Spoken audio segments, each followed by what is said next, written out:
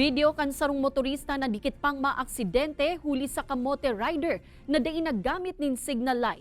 Nakaguno nin manlaen-laen na reaksyon sa netizens.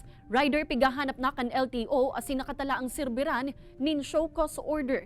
Uyan report ni Chris Novello. Makain na aldaw mga ino, kumusta ka mo dyan?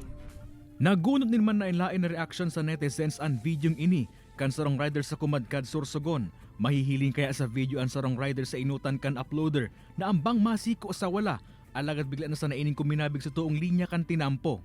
Susog sa uploader, nakilagan subot siya asin sa iyang kaiba ng rider sa basag na pagkabig patuo kan rider. Maray na lang subot alerto asin nakapreno siya kan nangyari ang insidente. Kaya po nagbusina po tulos ako para po kumbaga kung di po siya kung di niya po na reparo, marireparo po niya.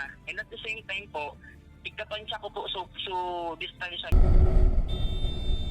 Katakod kay ini pigahanap na kan Land Transportation Office and rider para sa posibilidad na patawan ini nin show cause order.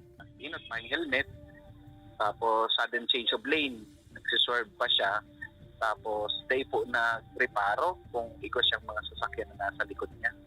Huli sa mga siring na insidente, inirekomendar kan LTO ang paggamit ng dashcam o anuman na recording camera sa mga lunadan. Nagsisilbi subot ining proteksyon kan mga motorista, siring kan ginigibo kan motorcycle enthusiast na si Neil Bulawan. Malaking tulong yon. Say for example yon, parang kung mangyari gitgitan sa kalsada, meron akong pang depensa na copy kung ano talaga yung pangyayari.